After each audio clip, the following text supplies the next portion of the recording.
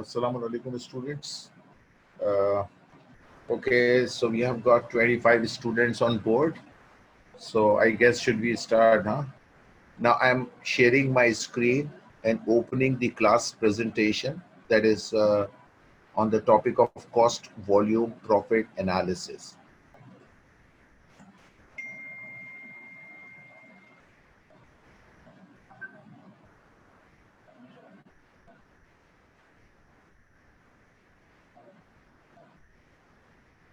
I have shared the cost, volume, profit analysis slide.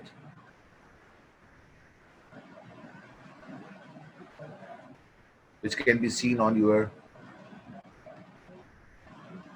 screen.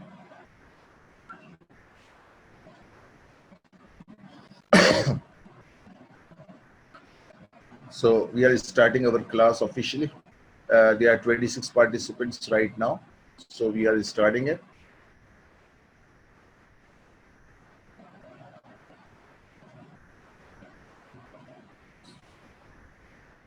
Okay. So the topic we are going to start is cost, volume, profit analysis. It is also commonly known as break-even analysis. It is also commonly known as break-even analysis. Okay. So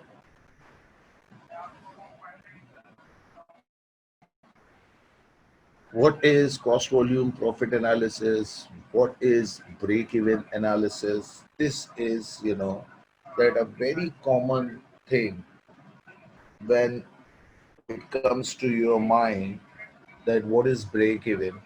So two very common definition must be in your mind. That break-even point is a point where the firm is having no profit, no loss. This is a very common definition of break-even. The other definition of break-even is when the total cost is equals to total revenue. I repeat that the most commonly used definitions of break-even are: number one is when a firm is having no profit, no loss. That means zero profit. And another definition of break-even is that the total cost must be equals to total revenue. So whatever the total revenue, whatever the total sales revenue you are generating from the sales of your good or service or commodity or product, that is exactly equals to whatever the total cost you are incurring. So that is equating each other. We will also discuss another definition of break-even, but after taking a brief idea what we are talking about.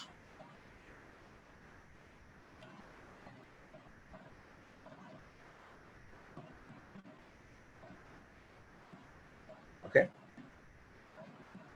So in the first slide, I have mentioned the learning objectives, that whatever we will study in this lecture,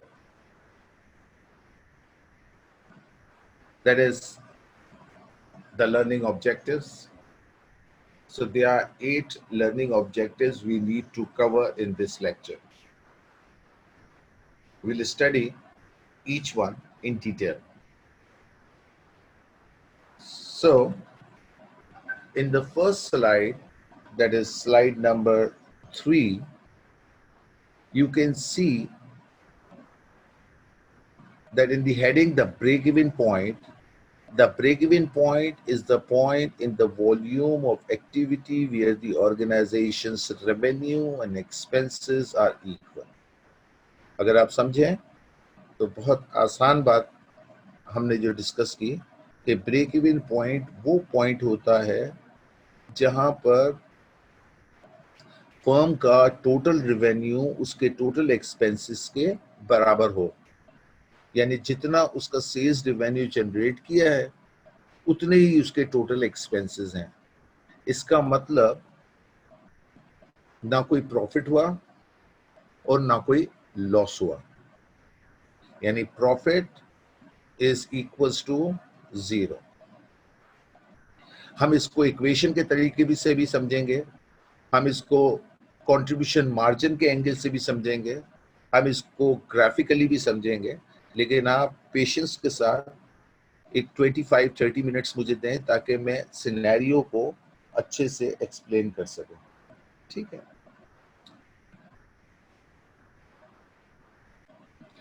during that time if you are not understanding anything you can raise your question in the, I can go through it and answer you accordingly. So इस slide के अंदर अगर आप देखें तो क्या सूरत हाल बन रही है, हमें मिलके बैठ के इसको समझने की जरूरत है, क्योंकि फेस टू फेस इंटरेक्शन नहीं हो पा रही है, जिसकी वजह से डेफिनेटली आप थोड़ा सा अनकंफर्ट जोन में होंगे। लेकिन ये है कि अगर आप थोड़ी सी स्लाइड पे तवज्जो देंगे तो मैंने अपने पेस को भी बहुत ही कम कर दिया है ताकि आप समझ सकें। पहली चीज जो स्लाइड में आपको नजर आ रही होगी वो है सेल्स। यहाँ पर जो कंपनी की सेल्स है वो $250,000 है, और कंपनी के जो एक्सपेंसेस हैं उसको कंपनी ने दो मेन कैटेगरी ऑफ एक्सपेंसेस में कैटेगराइज कर दिया है, एक वेरिएबल एक्सपेंसेस और दूसरा फिक्स्ड एक्सपेंसेस। तो कंपनी ने जो टोटल सेल्स रेवेन्यू जनरेट किया है वो है 2,50,000 का, जिसमें वेरिएबल एक्सपेंसेस 150,000 के हैं और फिक्स एक्सपेंसेस 100,000 के हैं। So if you are going to sum up the total expenses, that is summing the variable expense and the fixed expense, so this will be summed up or total to 2,50,000. So the total expenses the firm is incurring is 2,50,000, and the firm has only generated a sales revenue of 2,50,000. So if you subtract the total expense from the sales, your answer will be zero. This can be shown like sales less variable expense. So the term you will get is contribution margin. And then if you subtract the fixed expenses also, you will get net income. आपने income statement पहले बनाए होंगे financial accounting में, principle of accounting में, जिसके अंदर आप sales में से कॉस्ट ऑफ गुड्स सोल्ड को लेस करते थे, आपके पास ग्रॉस प्रॉफिट आ जाता था। Then you used to subtract all the operating expenses and finally you will get the net income और नेट प्रॉफिट। यहाँ पर हमने एक्सपेंसेस को कैटेगराइज किया है दो हिस्सों में, वेरिएबल एक्सपेंस में और फिक्स्ड एक्सपेंस में। वेरिएबल एक्सपेंस हमने सब्ट्रैक्ट किए, तो याद रखिए कि जब भी आप सेल्स में से वेरिएबल एक्सपेंस को लेस करेंगे तो जो टर्म आपके पास आएगी उस टर्म को अकाउंटिंग में कंट्रीब्यूशन मार्जिन कहते हैं। I repeat, if you want to know the formula of the contribution margin, the formula is sales minus variable expense. Now, what is the difference between profit and contribution margin? The answer is very simple, that you cannot call contribution margin strictly as net income. Reason because the fixed expenses have not been subtracted. Contribution margin में और net income में क्या फर्क है? तो contribution margin जब sales में से आप सिर्फ वेरिएबल एक्सपेंसेस को लेस करते हैं तो जो टर्म आती है उसे कंट्रीब्यूशन मार्जिन कहते हैं। और ये नेट प्रॉफिट से या नेट इनकम से क्यों मुख्तलिफ है? इस वजह से कि नेट इनकम में से ना सिर्फ वेरिएबल एक्सपेंस सब्ट्रैक्ट हुए होते हैं बल्कि फिक्स्ड एक्सपेंस भी सब्ट्रैक्ट होते हैं। तो जब आप टोटल एक्सपेंस को सेल्स में से सब्ट्रैक्ट करते हैं तो उस टर्म को हम नेट इनकम कहते हैं, and when you only subtract the variable expenses from the sales, that is called contribution margin. हमने ऐसा किया क्यों है? बेसिकली ये कंट्रीब्यूशन मार्जिन हमें डिसीजन मेकिंग में बहुत ज्यादा हेल्प आउट करेगा आगे, लेकिन currently I do not want to explain that part. In upcoming slide that would be clear, but फिलहाल आपने क्या समझा? इस स्लाइड में आपने सिर्फ दो बातें समझी हैं, जिसको मैं रिपीट कर दूं। पहली बात आपने ये समझी कि ब्रेक इवन पॉइंट की जो सिंपलेस्ट डेफिनेशन जो आपके जहनों में पहले से महफूज थी, और वो ये थी कि when the revenue are equals to expenses, whatever the revenue the firm is generating and whatever the expenses the firm is incurring, when both are equal, that means there is no profit, no loss, and that is called break even point. As an example, I have shown you in this slide that whatever the sales the firm has generated and whatever the expenses they have incurred, both are equal. That is why net income is zero. Now we are moving on to the next slide, slide number 4, to understand the same approach again. ये equation तो बिल्कुल वैसी है जैसी कि हमने पिछली slide में देखी, यानी सेल्स रिवेन्यू में से पहले वेरिएबल एक्सपेंसेस को लेस किया और उसके बाद फिक्स एक्सपेंसेस को लेस कर दिया, तो जो बच गया उसे हम प्रॉफिट कहेंगे अगर वो पॉजिटिव बचा, और अगर नेगेटिव बचा तो उसे लॉस कहेंगे। यानी सेल्स में से हमने दोनों किस्म के एक्सपेंसेस को सब्ट्रैक्ट कर दिया, one is variable expense, other is fix expense. You are very much familiar with the term variable expense and fixed expenses. If you want me to repeat the definition, so I can repeat it for your convenience. One is variable expenses are all those expenses which vary with the level of production or productivity. जैसे जैसे आपकी production बढ़ती जाएगी वैसे वैसे आपके variable expense बढ़ते चले जाएंगे अगर प्रोडक्टिविटी कांस्टेंट हो। जैसे जैसे आपकी प्रोडक्शन कम होती जाएगी वैसे वैसे आपका वेरिएबल एक्सपेंस कम होता जाएगा अगर प्रोडक्टिविटी कांस्टेंट हो। यानी प्रोडक्शन के बढ़ने से वेरिएबल एक्सपेंस बढ़ेंगे, प्रोडक्शन के कम होने से वेरिएबल एक्सपेंस कम होंगे। जैसा कि हमने देखा था कि अगर डायरेक्ट मटेरियल एक यूनिट बनाने में 10 रुपीज का रिक्वायर्ड है तो 2 यूनिट बनाने में 20 और 3 यूनिट बनाने में 30 रुपीज का डायरेक्ट मटेरियल लगेगा, because direct material is a variable expense. Similarly direct labour, अगर लेबर एक यूनिट बनाने के लिए आपसे 50 रुपीज चार्ज कर रहा है तो 2 यूनिट बनाने के 100 चार्ज करेगा और 3 यूनिट बनाने पर 150 चार्ज करेगा। So all variable expenses very with the level of production, right? On the other hand, the fixed expenses are all those expenses which remain fixed, regardless in the increase or decrease in the production. And we had taken few examples in the class, like rent of the factory, whether you are producing 1 unit or 100 unit or 1000 units or 100,000 unit, your fixed expense will remain constant. So that is the definition, that the fixed cost of fixed expenses, the expense which remain fixed regardless of the increase or decrease in the production. So अब इस example के अंदर जरा हम समझें कि हमारा variable expense per unit जो है वो 300 है। I need your little attention here. The variable expense per unit is 300 and the unit sales price here is 500. Somebody has raised a question. Let me see.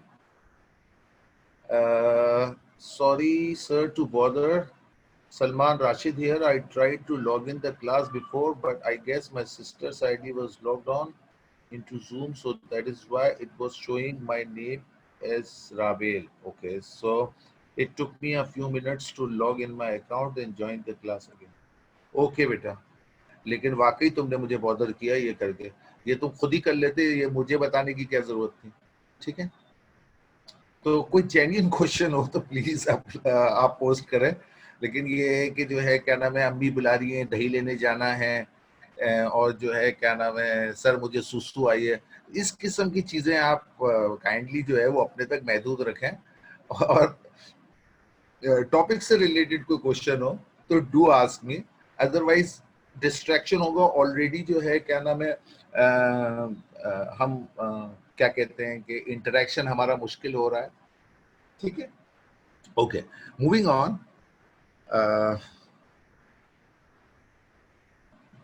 So the equation approach, इस equation approach के अंदर हमने एक simple equation लिखी है, that is sales revenue minus variable expenses minus fixed expenses is equals to profit.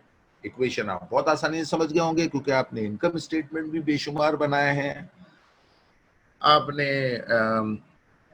Manufacturing account किया है, आपने जॉब ऑर्डर किया है, तो डेफिनेटली ये आपके लिए कुछ नया नहीं।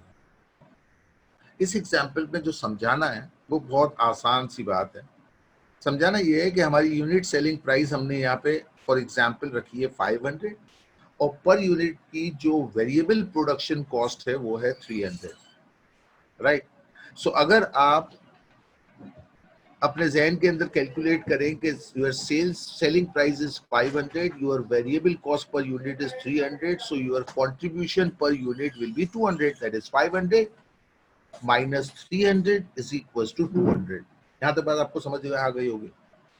सो अगर मैं सेल्स रेवेन्यू में से वेरिएबल एक्सपेंसेस को लेस करता हूं तो मेरा कंट्रीब्यूशन मार्जिन आ जाता है।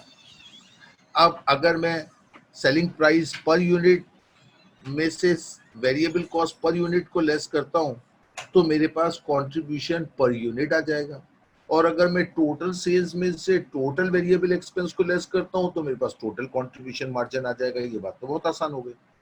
अब मसला क्या है? मसला ये है कि अगर मैं 500 रुपए का एक यूनिट बेचता हूं और उस यूनिट के अंदर जो मेरी वेरिएबल एक्सपेंस लगते हैं वो 300 लगते हैं, तो इसका मतलब जो मुझे कंट्रीब्यूशन मिलता है एक यूनिट फरोख्त करके वो 200 का मिलता है। जबकि मेरी फिक्स कॉस्ट, मान लीजिए मेरी दुकान का किराया 80,000 है। सो एक यूनिट अगर मैं बेचूंगा तो मुझे यूं समझ लीजिए कि 200 रुपए का कंट्रीब्यूशन मिला, जबकि मेरे फिक्स एक्सपेंस 80,000 हैं। तो उस सूरत में क्या होगा, मुझे प्रॉफिट होगा या लॉस होगा? तो आप कहेंगे सर आपको 79,800 का लॉस होगा। और क्यों 79,800 का लॉस होगा? इस वजह से कि 80,000 is my fixed cost, whereas I have generated a contribution of 200 after selling one unit. इसी तरीके से मैं अगर 2 यूनिट बेच दूं तो अब मेरा कंट्रीब्यूशन हो जाएगा 400, जबकि मेरा फिक्स कॉस्ट जो है वो 80,000 है। तो 80,000 में से मैं 400 अगर लेस कर दूं तो अब मेरा लॉस जो है वो रिड्यूस होकर 79,600 हो जाएगा।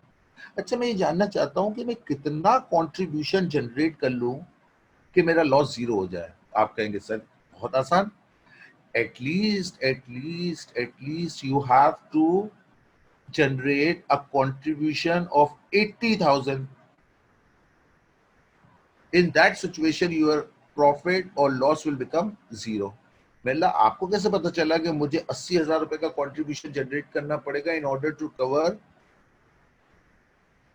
इन order to achieve break even? आप कहेंगे सर इट्स सो सिंपल, आपकी फिक्स कॉस्ट 80,000 है तो आपको अपना कंट्रीब्यूशन भी 80,000 जनरेट करना पड़ेगा, सो दैट 80,000 रुपए की फिक्स कॉस्ट जो है वो आपके कंट्रीब्यूशन से कवर हो जाए। इसका मतलब ये है कि अगर मेरी फिक्स कॉस्ट 1 लाख है तो मुझे 1 लाख का कंट्रीब्यूशन जनरेट करना पड़ेगा। अगर मेरी फिक्स कॉस्ट 2 लाख है तो मुझे 2 लाख रुपए का कंट्रीब्यूशन जनरेट करना पड़ेगा। और अगर मेरी फिक्स कॉस्ट 50,000 है तो मुझे 50,000 का कंट्रीब्यूशन जनरेट करना पड़ेगा। आप कहेंगे ऑब्वियस। मैं जानना चाहता हूं कि कितने यूनिट में बेचूं कि मेरे पास 80,000 रुपए का कंट्रीब्यूशन जनरेट हो जाए। एक यूनिट को बेचने से मेरे पास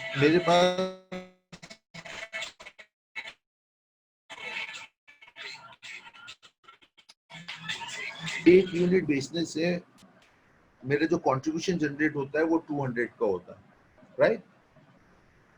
तो फिर 2 यूनिट पे 400, 3 यूनिट पे 600, 4 यूनिट पे 800, 5 यूनिट पे 1,000, सही है। तो मुझे 80,000 जनरेट करना है। तो अगर मैं 80,000 को 200 से डिवाइड कर दूं तो मुझे पता चल जाएगा कि कम से कम मुझे 400 यूनिट बेचने पड़ेंगे क्योंकि एक यूनिट मुझे 200 रुपए का कंट्रीब्यूशन देता है, तो अगर मैं 400 यूनिट बेचने में कामयाब हो जाऊं तो 400 multiply by 200, this will give me a contribution of 80,000 and that is sufficiently equals to the fixed cost what I am incurring, that is 80,000. So my contribution will be 80,000, my fixed cost will be 80,000. 80,000 minus 80,000 is equals to 0. How do I know that 400 units must be produced and sold in order to achieve break even? So ये है equation. That is selling price multiplied by x. X is the number of units what I need to sell. Minus 300 multiplied by x. Definitely, if I am intending to sell X unit, so I have to produce X unit, and on each unit I have to incur a variable cost. So 500x minus 300x minus 80,000 is equals to 0. Profit की जगह मैंने 0 क्यों लिखा? इस वजह से कि I want to find out a break even point. Break even point की डेफिनेशन क्या है? जब प्रॉफिट इज इक्वल्स टू 0. इस वजह से मैंने इक्वेशन में प्रॉफिट की जगह 0 लिखा, फिक्स एक्सपेंस जो मैं इनकर कर रहा हूं, और सेल्स और वेरिएबल एक्सपेंस की जगह में selling price multiply by number of units minus variable cost multiply by number of units. अब आप इस इक्वेशन को एक दफा गो थ्रू करें तो 500x minus 300x is equals to 200x minus 80,000 minus का 80,000 इक्वल्स टू उस तरफ जाएगा, प्लस का 80,000, 80,000 divided by 200, so x is 400. So the simple equation is, जो आप अपनी कॉपीज में अपनी नोटबुक में नोट कर सकते हैं, that is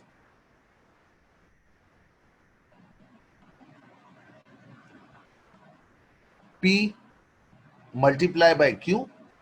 Q stands for number of units, P stands for selling price. So PQ minus VQ. V stands for variable expense and number of units stand for Q stands for number of units. So PQ minus VQ minus F is equals to 0. PQ minus VQ minus F, F stands for fixed expense, is equals to 0. अब algebraically इस equation को जरा सा simplify करें. So PQ minus VQ is equals to F. Minus का F वहां चला गया, प्लस का F हो गया. एक सवाल आया भाई, इक्वेशन का की एब्रिविएशन दोबारा बता दें. बिल्कुल बता रहा हूं जनाब, हौसला रखें. PQ minus VQ minus F. P stands for selling price, Q stands for number of units, minus V stands for variable expense, Q stands for number of units. So PQ minus VQ minus F for fixed cost is equals to 0. इसको algebraically simplify करने जाएंगे. सो अगर इसको algebraically simplify करें तो PQ minus VQ, minus का F वहां चला जाएगा, प्लस का F आ जाएगा. नाउ Q को कॉमन ले लें. अगर आप Q को कॉमन लेते हैं तो क्या इक्वेशन आपके पास बनती है? मैं आपको शो करता हूं.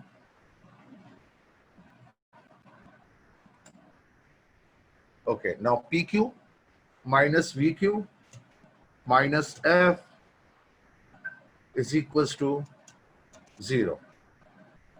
Is it visible to all of you? Okay.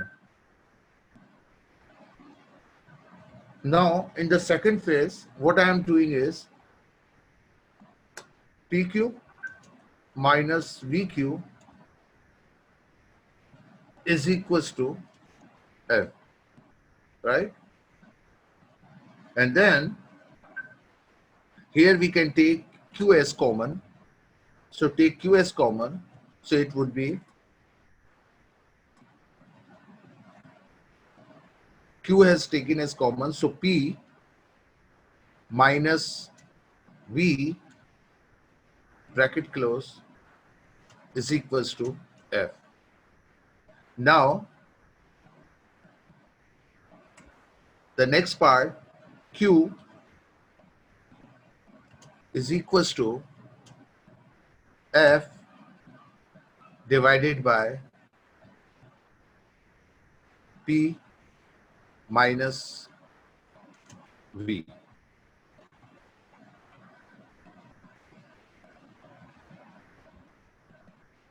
So now Q, here Q, this is the break-even quantity. This is break-even quantity.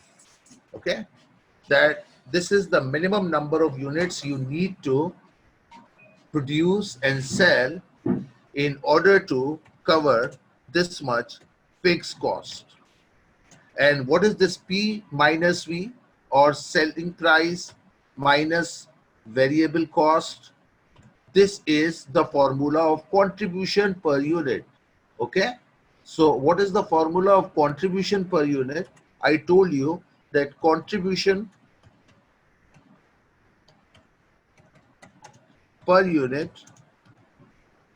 is equals to selling price minus variable cost, right? So this is the same formula I have mentioned over here. So I can simplify that instead of writing the break-even point is equals to fixed cost divided by selling price minus variable cost, I can rewrite it. Instead of selling price minus variable cost, I can write contribution per unit. Are you getting my point? So the simplified formula of the break even is fixed cost divided by contribution per unit. Like if you want to check this out, so break even is equals to, what was our fixed cost in that example, in that question? 80,000, right? And what is contribution per unit? 500 was our selling price and 300 was our variable cost. So 500 minus 300, that is 200.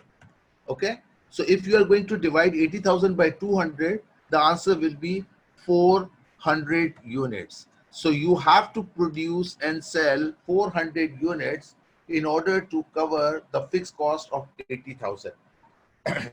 Now, in the question answer box, please acknowledge you have got this concept or not.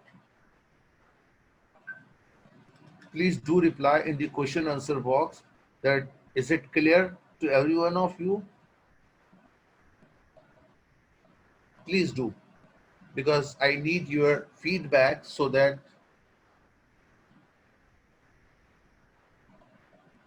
excellent. Thank you Gulam Mohammed, thank you. अच्छा, one more thing, आप अगर किसी दूसरे नाम से अगर इसमें add हुए हैं लाइक शेरी या तो इस बात का ख्याल रखें कि आपकी अटेंडेंस जो है मैं यहीं से मार्क करूंगा, जितने अटेंडीज हैं, जितने पार्टिसिपेंट्स हैं। तो अगर आप किसी और नाम से अगर ऐड हुए हैं तो अपना नाम चेंज कर लीजिए, बिकॉज फिर उस सूरत में आपकी अटेंडेंस मार्क नहीं होगी। Like Sherry, I can not recognise you, who is Sherry. सही है, तो अपने नाम जो है वो एक्चुअल रखें ताकि जो है वो अटेंडेंस का इश्यू ना हो। अल्लाह, ये मुझे समझ में नहीं आ रहा है, ये तुमने क्या नाम लिखा हुआ है? अल्लाह सबसे बड़ा। अच्छा, अल्लाह सबसे बड़ा है, बेशक अल्लाह सबसे बड़ा है, लेकिन भैया अटेंडेंस के लिए जो है आपको अपना एक्चुअल नाम लिखना पड़ेगा। ठीक है, Zainab thank you, Junaid thank you. Sir I am Shariya Rafiq, ऐसे मुझे याद नहीं रहेगा, शरिया रफीक अपना पूरा नाम लिखो बेटा। ठीक है, अच्छा वो वाला शेरी, हाँ तो शरिया अपना पूरा नाम लिखो। ठीक है, Zainab thank you. So everybody is clear? Okay, तो अब हम आगे बढ़ते हैं। मेरी कोशिश तो ये है, मैं लास्ट पॉइंट समझा देता हूँ Zainab. The last point what I have discussed here, that this is the finest formula of the break-even point, that if you want to find out the break-even in units, so formula is fixed cost. The formula is fixed cost divided by contribution per unit. Contribution per unit का formula क्या है? तो here is the formula of contribution per unit, right? So first you have to calculate out the contribution per unit, and after calculating the contribution per unit, that contribution per unit will be divided by fixed cost if you are interested to find out that how many number of units that must be required to produce in order to achieve break even. यानी कि कम से कम अगर आप 400 unit बनाकर बेचने में कामयाब हो जाती हैं तो आप नुकसान से भी बाज रहेंगी और नफा भी जीरो होगा। अब अगर आप 400 से ऊपर यूनिट बेचने में कामयाब होती हैं, देन आप कह सकती हैं कि you can make a profit. हम इसी सवाल को थोड़ा सा एक्सटेंड करेंगे। मुझे आप लोगों की तवज्जो चाहिए and thank you very much कि आप लोग जो है अनएक्सपेक्टेडली आप बहुत ज़्यादा मेच्योरिटी शो कर रहे हैं और सुकून से क्लास को डिस्ट्रैक्ट किए बगैर समझ रहे हैं। सो अल्लाह आप सबको नजर बद से बचाए और महफूज रखे। लेकिन I am very happy as compare to Saturday class, they were distracting too much, but you guys are good. Okay, so जब हमारी मुलाकात होगी, क्लासेस जब दोबारा से रिज्यूम होंगी इंशाल्लाह, तो मैं आप सबको एक एक कैडबरी दूंगा 10 रुपए वाली, ठीक है? Okay, now we will continue. Now ये जो ब्रेक इवन इन यूनिट्स तो आ गया। अब फर्ज कर लीजिए कि जैनब ये चाहती है कि sir break even in units तो मुझे पता चल गया कि how many minimum number of units I need to produce, लेकिन अगर मैं ये मालूम करना चाहती हूँ कि मुझे सेल कितनी करनी पड़ेगी, यानी कि मेरा सेल्स रिवेन्यू कितना हो कि मेरी टोटल कॉस्ट कवर हो जाए, यानी कि फिक्स कॉस्ट भी कवर हो जाए और वेरिएबल कॉस्ट भी कवर हो जाए, तो I am not interested to find out the break even in terms of units. I am interested to find out break even in value, in rupees or in dollars, ठीक है? तो फिर उस सूरत में क्या होगा? तो पहले मैं डेटा को दोबारा से मेंशन कर दूं। our selling price was 500 and our variable cost was 300, right? And our fixed cost was 80,000, ठीक है? इसी सवाल को थोड़ा सा आगे बढ़ाते हैं।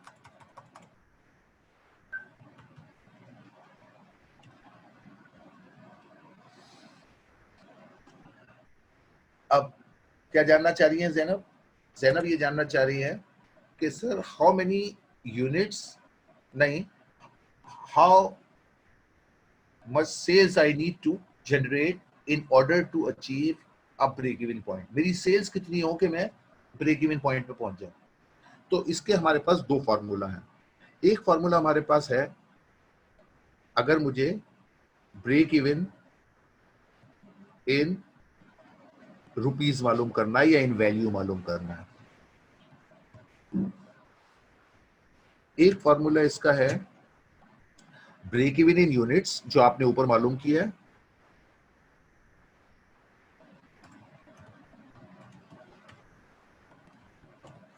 मल्टीप्लाई बाय सेलिंग प्राइस, ठीक है? सो क्या हो गया? ये हो गया जनाब ब्रेक इवन इन यूनिट्स हमारा क्या आया था? 400 एंड सेलिंग प्राइस क्या थी जनाब? 500। सो क्या जवाब हो गया जनाब? 200,000। सो आपको 200,000 की सेल करनी पड़ेगी in order to find out the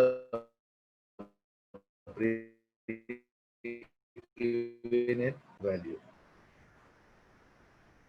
हमारे पास एक मूला है, we have another formula to find out the break even in value.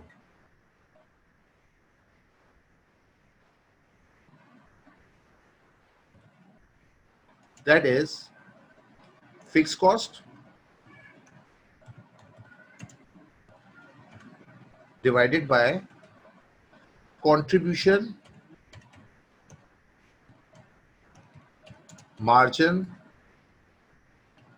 ratio.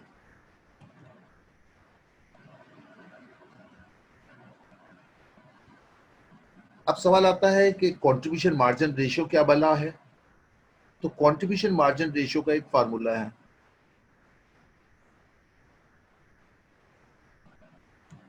और वो फार्मूला है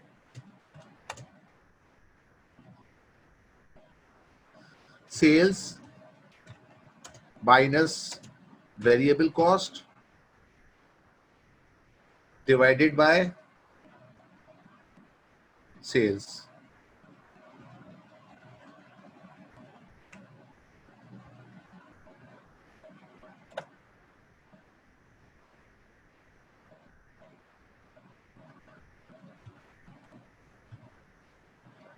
This is the formula of contribution margin ratio. Now अगर मैं ये मालूम करना चाहूं कि मेरी sales minus variable cost upon sales, तो हम आगे इसको कंटिन्यू।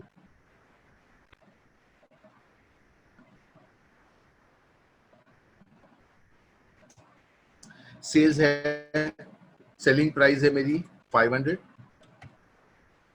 माइनस वेरिएबल कॉस्ट है मेरी 300, ठीक है, and then divided by sales 500, ठीक है। सो 200 अपॉन 500 जवाब आ जाएगा मेरा 0.4, ठीक है जी।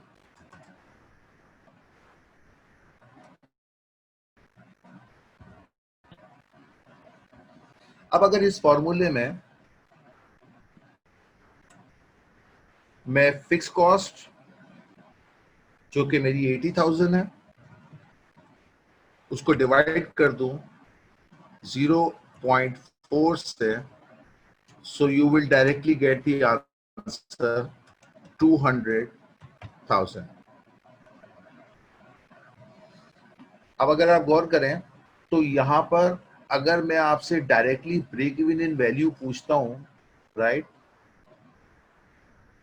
डायरेक्टली मैं अगर आपसे ब्रेक इवन इन वैल्यू पूछता हूं तो फिर आपको पहले ब्रेक इवन इन यूनिट्स मालूम करना पड़ेगा, फिर ब्रेक इवन इन यूनिट्स को सेलिंग प्राइस से मल्टीप्लाई करना पड़ेगा, जब जाकर आपके पास ये 200,000 का आंसर आएगा।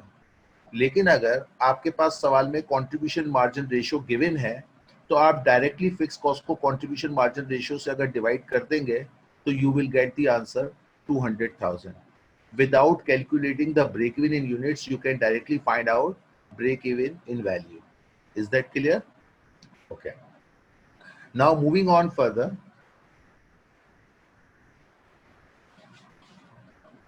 that इसी सवाल के अंदर हम थोड़ा सा और एक्सटेंशन करते हैं,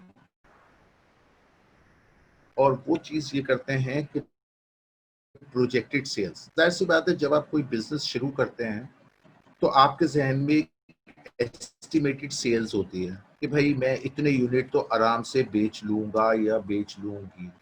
तो हम एक्सपेक्टेड कि भाई हमारी फिजिबिलिटी ये है कि we can easily sell 600 units. फर्ज कर लीजिए कि आपने ये एस्टिमेट किया या एंटिसिपेट किया या फोरकास्ट किया कि हम 600 यूनिट आसानी बेच लेंगे। ये प्रोडक्ट ऐसा है कि जब ये मार्केट में जाएगा तो हम इसके 600 यूनिट आसानी से बेच सकते हैं।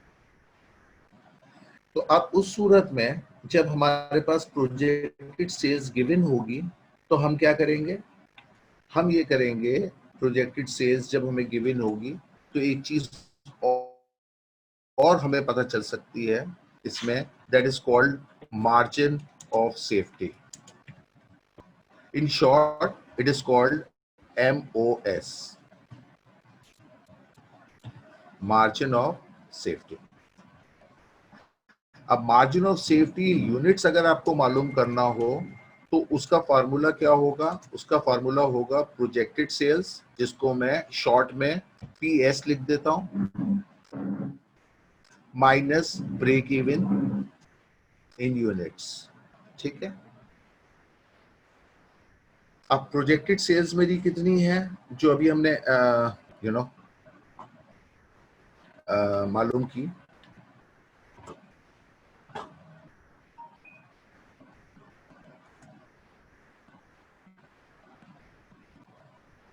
प्रोजेक्टेड सेल्स हमने मालूम की कि प्रोजेक्टेड सेल्स जो हमारी एक्सपेक्टेड है दैट इज 600 यूनिट्स, ठीक है।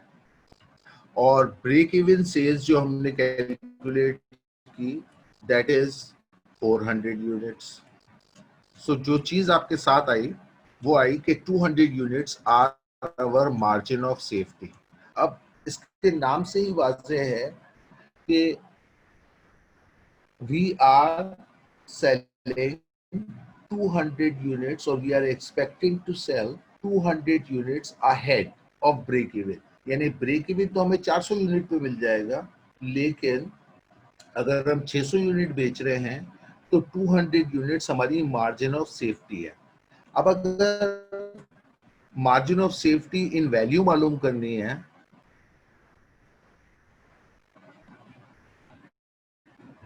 मार्जिन ऑफ सेफ्टी अगेन मुझे इन यूनिट्स नहीं मालूम करनी, इन टर्म्स ऑफ वैल्यू मालूम करनी है।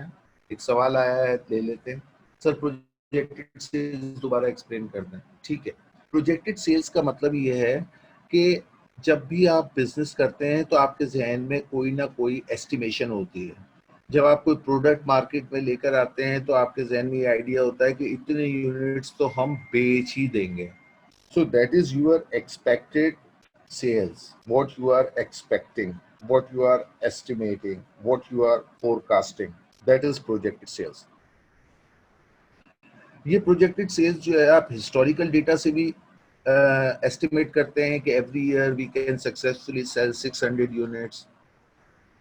ठीक है, तो ये प्रोजेक्टेड सेल्स होती है। Margin of safety in value अगर मुझे मालूम करनी है तो फिर उसका क्या फार्मूला होगा? उसका फार्मूला होगा margin of safety in units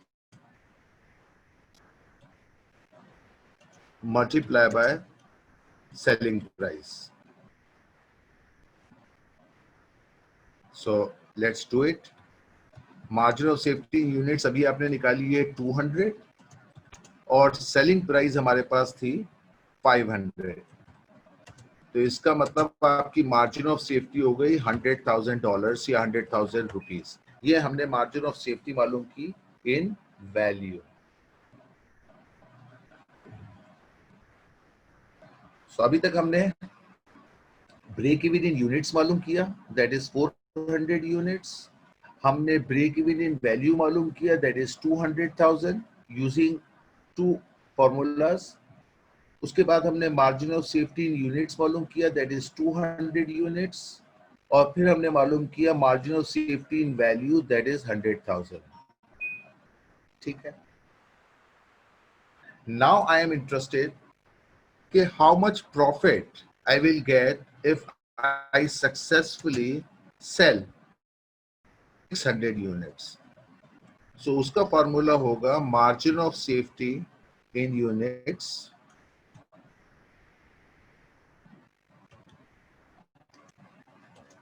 multiply by contribution margin.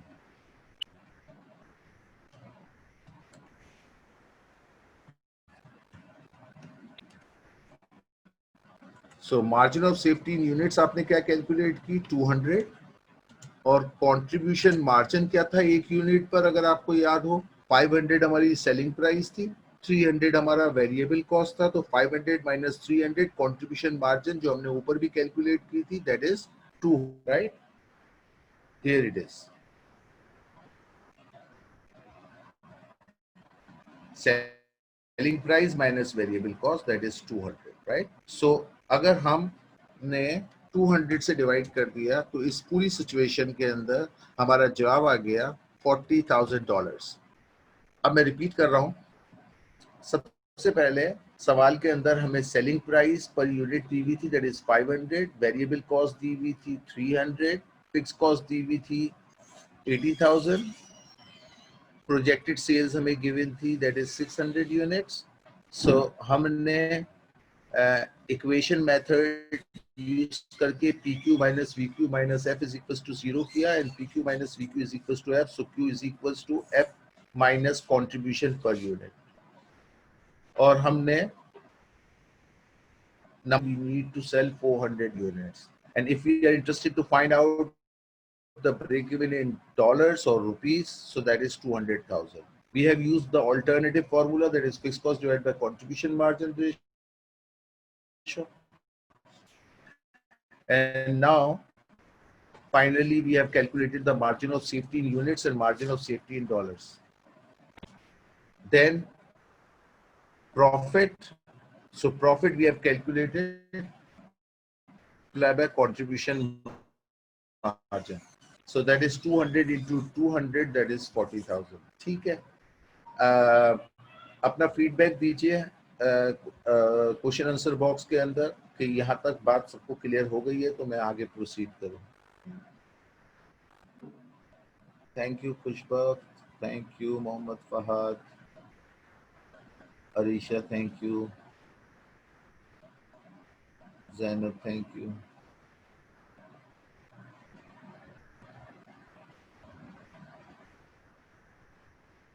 हाँ बेफिक्र, मैं इस फाइल को सेव करके अपलोड कर दूंगा, बिल्कुल बेफिक्र हो जाए.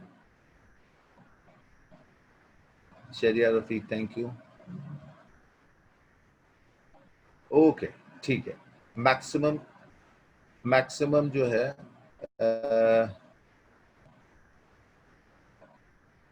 स्टूडेंट्स. ओके थैंक यू बेटा, बहुत शुक्रिया जज़ाकल्लाह. Okay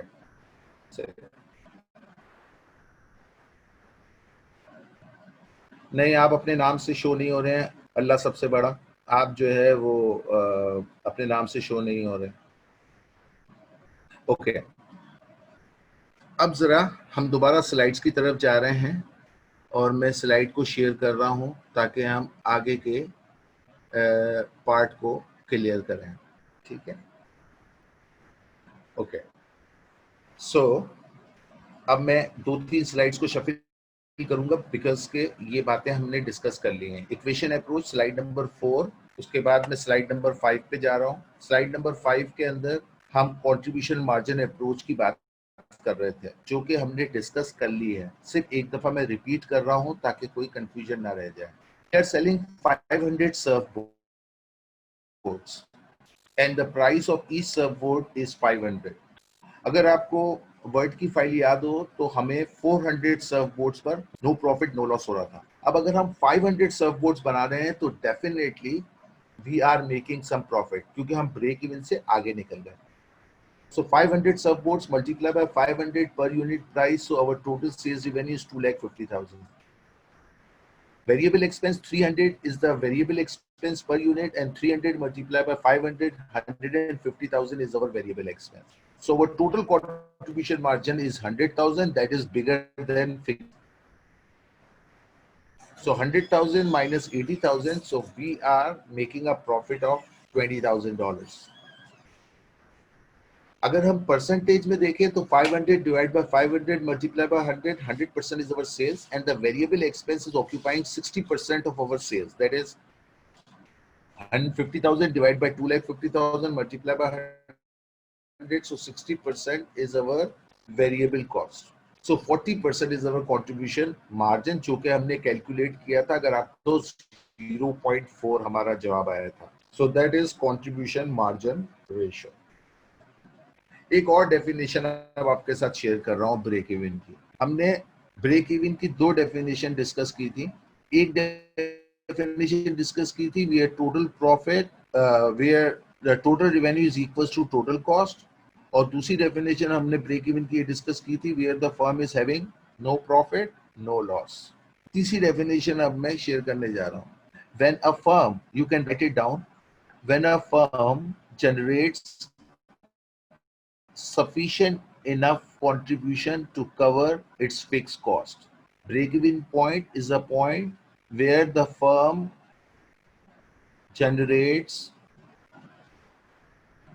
sufficient enough contribution to cover the fixed cost.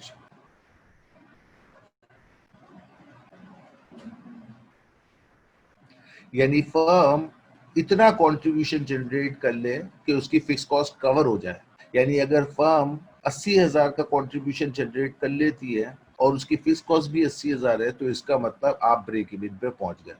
So the ultimate motive of the firm initially is to generate that much contribution which becomes equals to its fixed cost, ताकि वो break even पर पहुंच जाए, क्योंकि break even से पहले firm loss में होगी, ब्रेक इवन पर ना प्रॉफिट होगा ना लॉस होगा, और ब्रेक इवन से ऊपर फर्म प्रॉफिट जनरेट करना शुरू कर देगी. There is one question.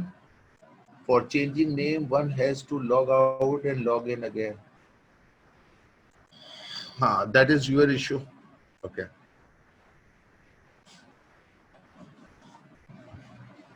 I am moving to the next slide. That is contribution margin approach. Wait for 1 minute. I am muting myself for 1 minute. Please. Okay. Now we are continuing. So contribution margin approach, we have already discussed that fixed expense upon unit contribution margin. In that question, the fixed expense was 80,000 and the contribution margin was 200. So we need to produce 400 surfboards. Moving on to slide number 7.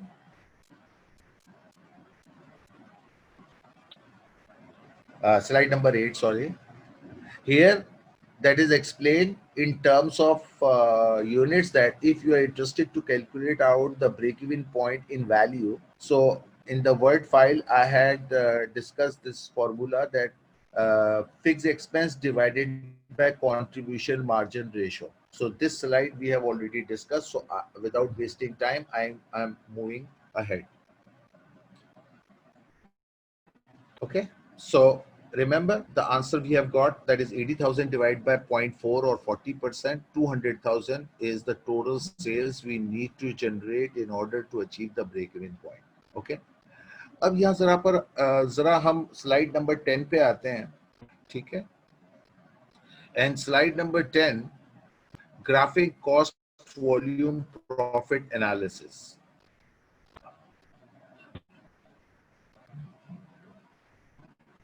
That is basically हमने 3 scenarios discuss किए हैं, सिर्फ ये बताने के लिए कि break even से पहले क्या होगा, ब्रेक इवन के बाद क्या होगा. अगर आप 300 यूनिट्स बना रहे हैं तो आपकी सेल्स 150,000 होगी, दैट इज 500 into 300, 150,000. अगर आप 400 यूनिट बना रहे हैं तो आपकी सेल होगी 500 into 400, 200,000. और अगर आप 500 यूनिट सेल कर रहे हैं तो आपकी सेल होगी 500 into 500, दैट इज 2,50,000. सिमिलरली आपकी वेरिएबल एक्सपेंस भी चेंज होती जाएगी, क्योंकि वेरिएबल कॉस्ट 300 है. So 300 into 300, 90,000. 300 into 400, that is 120,000. And 300 into 500, that is 150,000. So आपका contribution margin भी change होता चला जाएगा. 300 यूनिट पर आपका contribution 60,000 है, 400 पर आपका contribution 80,000 है, और 500 यूनिट्स पर आपका contribution 100,000 है. So अगर आपका contribution आपकी fixed cost से कम है तो आप देख सकते हैं कि 300 यूनिट पर आपको लॉस हो रहा है, कि 60,000 का आप contribution जनरेट कर रहे हैं और fixed expense 80,000 है, तो आप लॉस बियर कर रहे हैं. अब आपका कंट्रीब्यूशन 400 यूनिट पर सफिशिएंटली इतना लार्ज हो गया है कि वो आपकी इंटायर फिक्स कॉस्ट को कवर कर सकता है, that is 80,000 minus 80,000, that is 0. और 500 यूनिट पर आपका कंट्रीब्यूशन मार्जिन आपकी फिक्स कॉस्ट से ज्यादा है, दैट इज 100,000 का आप कंट्रीब्यूशन जनरेट कर रहे हैं और फिक्स एक्सपेंस आपके 80,000 है, तो bravo, you are making a profit of $20,000. Is that clear? So volume जैसे जैसे बढ़ता चला जाएगा, इनिशियली हम ये एज्यूम कर रहे हैं कि हमारी वेरिएबल कॉस्ट कांस्टेंट है, हमारा selling price per unit constant है, और हमारी फिक्स कॉस्ट जो है वो कांस्टेंट है, जिसके नतीजे में सिर्फ और सिर्फ वॉल्यूम के बढ़ने के नतीजे में आप पहले लॉस में थे, फिर ब्रेक इवन पर आ गए, और फिर आप प्रॉफिट पे आ गए. Clear? Now we are moving on to slide number 11. और इसकी ग्राफिकल प्रेजेंटेशन के लिए मैं एक्सेल की फाइल खोल रहा हूँ और एक नई स्क्रीन आपके साथ शेयर कर रहा हूँ. अब यहाँ पे आप देख लें, आप सबको एक्सेल की एक फाइल नजर आ रही होगी. ठीक है, जिसके अंदर मैंने एक सवाल लिया है कि जिसके अंदर हमारा जो फिक्स कॉस्ट है that is 20,000 and selling price per unit जो है वो वेरिएबल कॉस्ट पर यूनिट जो है वो 5 रुपीज है, selling price per unit 7 rupees per unit है, प्रोजेक्टेड सेल्स जो है वो 15,000 यूनिट्स है, and we are interested to find out the break even in units, break even in value, margin of safety in units, margin of safety in value, and profit, right? So if you look at the situation, so यहाँ पर मैंने number of units mention किए हैं पहले column के अंदर, that is 1000, 2000, 3000 to 20,000 units. Similarly, fixed cost, as we discussed earlier, the definition that the fixed cost will remain fixed regardless of the increase and decrease in the production. Variable cost per unit is 5.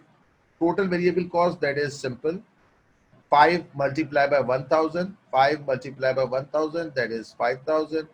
5 multiplied by 2000, that is 10,000. 5 multiplied by 3000, that is 15,000, 20,000, 25,000, so on. So total cost is sum of variable cost and fixed cost. So the fixed cost is 20,000 and variable cost, total variable cost is 5,000. So total cost is 25,000. Similarly, it will increase. Selling price per unit is 7 per unit, and the number of units we are selling is 1,000. So 7 multiplied by 1,000 is 7,000, 14,000, 21,000, and so on. अब मैंने इन तमाम columns को का graph बनाया.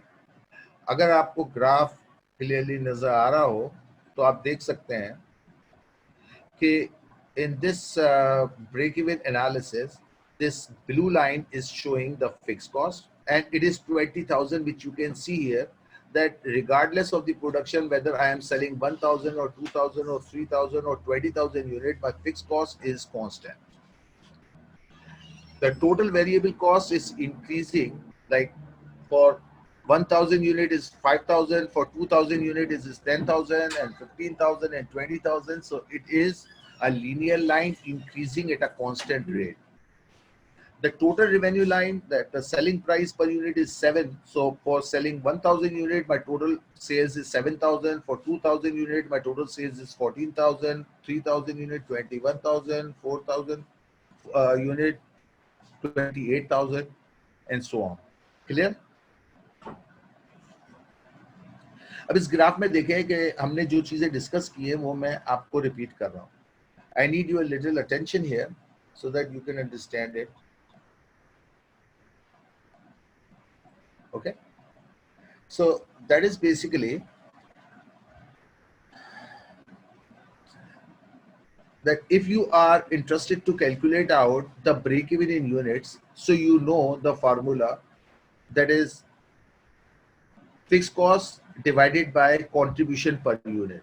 So 7 minus 5, selling price is 7, variable cost is 5. So 7 minus 5, 2 rupees per unit is your contribution per unit, and fixed cost is 20,000. So if you are going to divide 20,000 by 2, you will get the break even point, that is 20,000 divided by 2, that is 10,000 units, using the formula. And here you can see that at 10,000 units, you can see that your total cost is 70,000, right? Your total cost is 70,000 and your total revenue is 70,000. So this is the point where you are at break even point, right? If you want to find out the break even in value, so the formula is, that is 10,000 multiplied by selling price, and the selling price is 7. So that is 70,000. So here again you can see that you are achieving the break even when your sales revenue is 70,000, your total cost is 70,000, and the number of units you are selling at the break even point is 10,000 units. Clear? Margin of safety. For margin of safety, you need the projected sales. So projected sales is 15,000 units, right? And the break-even sales or break-even in unit is 10,000. So your margin of safety is 5,000 units. And if you are interested to find out the break-even in units, break-even in value, so margin of safety, that is 5,000 units multiplied by selling price. And the selling price is 7. So the answer is 35,000, right? And if you are interested to find out the profit, right? So the profit will be margin of safety in units, that is 5,000 units, and contribution margin. And contribution margin is per unit 2 rupees, right? So your profit will be 10,000. Now let me show you all this stuff on the graph. Okay, don't worry, I will repeat everything, don't worry. Listen, अगर मैं graphically इसको present करता हूं कि fix cost मेरी 20,000 है, variable cost मेरी increase हो रही है, याद रखिए कि total variable cost will start from the base of the fix cost. So this is the total cost line and this is the total revenue line. This is total cost line and this is total revenue line. And this total revenue and total costs are intersecting at this point, and the number of units you need to produce and sell is 10,000 units.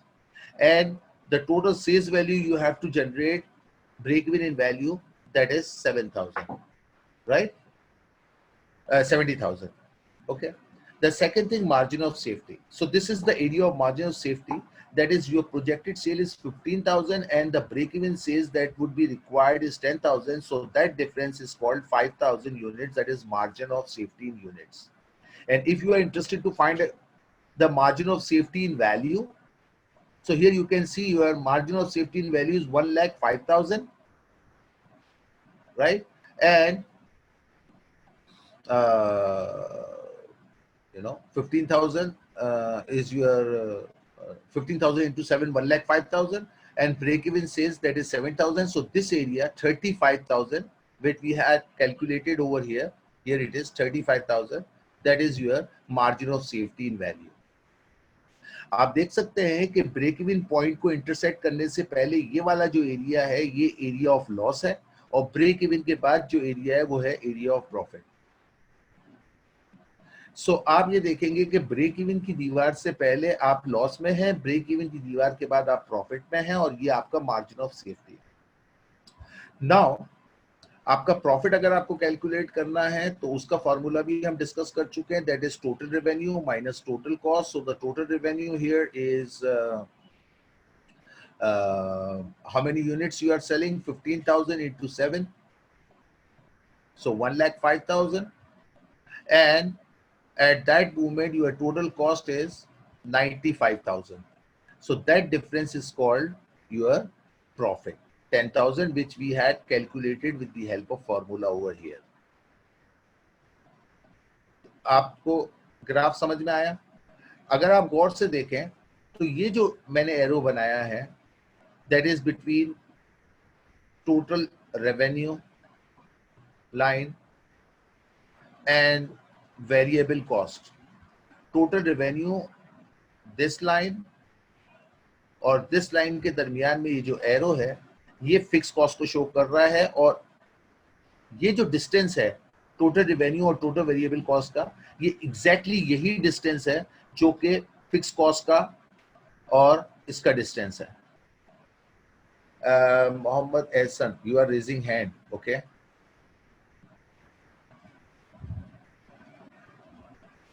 I am allowing you to talk. Yes, Huda, would you like to say something?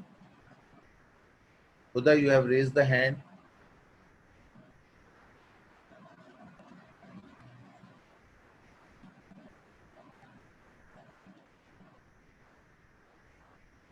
Okay, drop your question in the question answer box.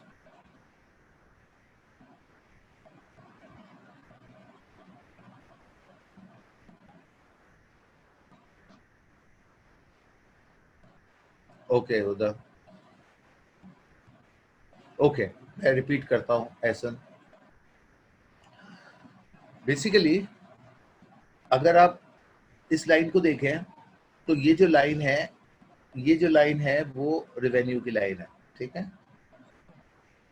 और ये जो line है ये total variable cost की line है. इनका जो difference है ये difference is called fix cost. Total cost की लाइन में देखें, फिर देख लें total cost minus total variable cost. अगर टोटल कॉस्ट में से अगर आप टोटल वेरिएबल कॉस्ट को लेस करते हैं तो क्या बच जाता है? फिक्स कॉस्ट बच जाता है. तो ये जो फिक्स कॉस्ट है, ये वही फिक्स कॉस्ट है जिसका डिस्टेंस एक्स एक्सिस और फिक्स कॉस्ट के दरमियान में। अब ये जरा देखिए कि ये एरिया ऑफ लॉस है, हम कंट्रीब्यूशन जनरेट कर रहे हैं। 1000 यूनिट हमने बेचे, हमने 2000 का कंट्रीब्यूशन जनरेट कर लिया। 2000 यूनिट बेचने के बाद हमने 4000 रुपए का कंट्रीब्यूशन जनरेट कर लिया। Slowly and gradually we are generating contribution, और 10,000 यूनिट बेचकर हमने इतना कंट्रीब्यूशन जनरेट कर लिया that is equals to 20,000। That 20,000 is equals to our fix cost. So इस पॉइंट पर हम ब्रेक इवन पर पहुंच गए। आई गेस मैंने समझा दिया आप जो सवाल पूछ रहे थे।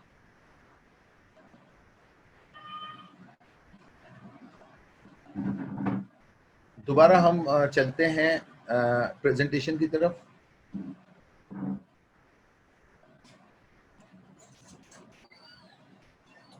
So here you can see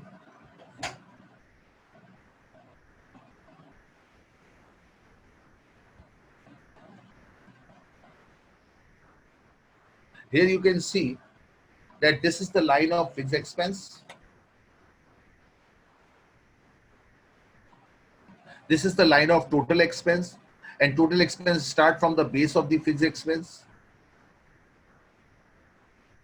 This is the line of total sales, where the total revenue is intersecting the total cost. This is your break-even point. Okay. Before that, this is the loss area and this is the profit area. Right? Some managers like the profit volume graph because it focuses on profit and volume. तो अगर आप देख लें कि 400 unit पर आप break even को hit कर रहे हैं, उससे पहले आप लॉस एरिया में हैं और उसके बाद आप प्रॉफिट के एरिया में हैं। तो आप इस ग्राफ को इस तरीके से भी रिप्रेजेंट कर सकते हैं नंबर ऑफ यूनिट्स के और सेल्स रेवेन्यू के हिसाब से।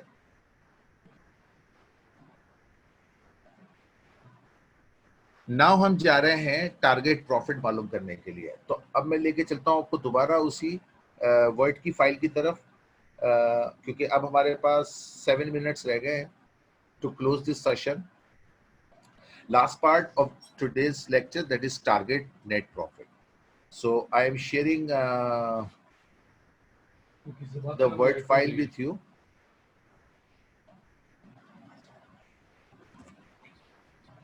Okay. So in the Word file, हमने प्रॉफिट तक कैलकुलेट किया था। अब हम चाह रहे हैं target profit.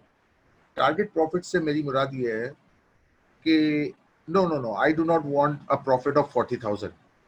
I want a profit of, let's say, 60,000. Now आप मुझसे कह रहे हैं कि सर हमें 60,000 रुपए का प्रॉफिट जनरेट करना है, तो आप हमारी मदद कीजिए, आप हेल्प कीजिए कि how much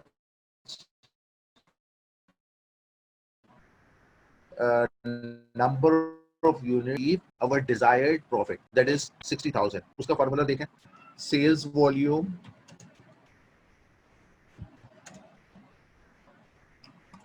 for your target profit is that how many units we need to sell in order to achieve our target profit. So its formula is sales volume in unit is equals to fixed cost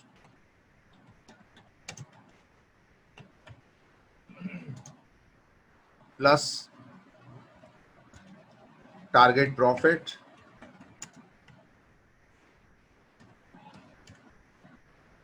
divided by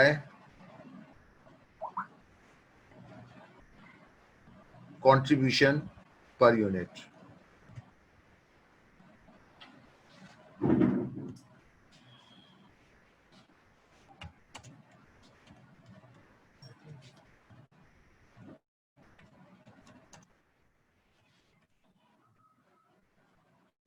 right? अब जरा calculate कर लेते हैं। आपने क्या फरमाया कि हमें कितना प्रॉफिट चाहिए जनाब? हमें प्रॉफिट चाहिए 60,000। ठीक है, हम आपको 60,000 का प्रॉफिट जनरेट करके दे दिए, आपको कितनी सेल करनी पड़ेगी? तो आप मुझे बताइए आपकी फिक्स कॉस्ट कितनी है? आपने कहा सर हमारी फिक्स कॉस्ट है $80,000। ठीक है जनाब, और कितना प्रॉफिट आपकी डिजायरेबिलिटी है, आप कितना प्रॉफिट चाहते हैं? तो आपने कहा सर 60,000 का प्रॉफिट तो कम से कम होना ही चाहिए। ठीक है जनाब, मान लिया आपकी बात। Divided by contribution per unit कितना है आपका 200, 500 माइनस 300, रिमेंबर 200। सो अब आपका जवाब आ गया 80,000 plus 60,000, 140 divided by 200, so that is 1,40,000 divided by 200, that is 7,000 unit. इसका मतलब अगर आप अपना desired profit चाहते हैं, that is 60,000, so भैया कम से कम you have to sell 7,000 units. ठीक है, आप कहें sir sales volume in value मुझे चाहिए, सेल्स वॉल्यूम इन वैल्यू चाहिए, सेल्स वॉल्यूम इन यूनिट्स नहीं चाहिए, यानी कितनी सेल करूं कि मुझे 60,000 का प्रॉफिट हो जाए। ठीक है, कोई मसला नहीं है जनाब। तो सेल्स वॉल्यूम इन वैल्यू मालूम कर लेते हैं, और मैंने आपको पहले ही बताया था कि जब भी आपको सेल्स वॉल्यूम या कोई भी चीज इन वैल्यू मालूम करनी हो तो कंट्रीब्यूशन पर यूनिट की जगह पर आप कंट्रीब्यूशन मार्जिन रेशियो लिख देंगे। So let's do it.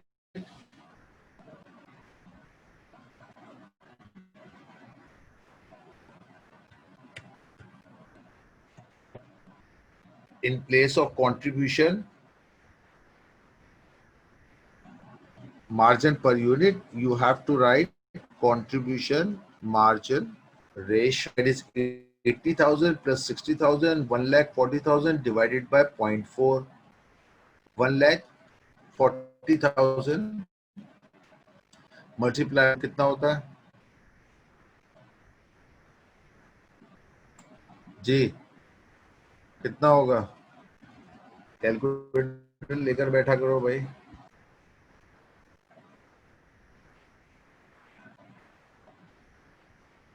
1,40,000 multiplied by 0.4. Oh, sorry, divide by 0.4. Sorry.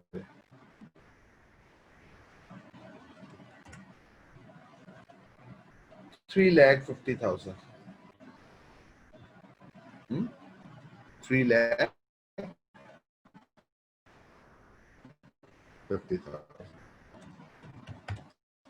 So अगर आप 3,50,000 की सेल करने में कामयाब हो जाते हैं तो फिर आप मुतमईन हो जाइए कि न सिर्फ आप 80,000 मार्जिन से बल्कि 60,000 का प्रॉफिट भी जनरेट कर लेंगे।